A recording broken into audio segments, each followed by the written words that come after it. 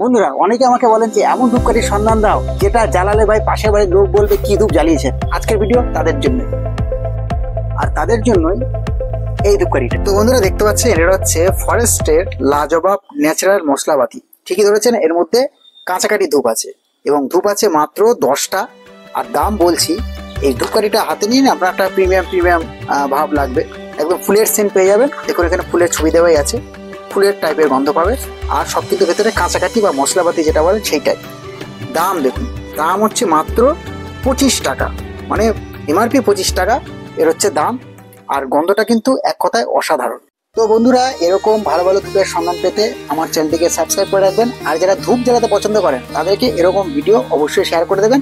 আর এই ধূপ যদি আপনারা আশেপাশের দোকান থেকে খুঁজে না পান, সেক্ষেত্রে আমাকে আপনারা মেসেজ করতে পারেন আমার ইনস্টাগ্রাম পেজ আগরবাতি গুরুজি।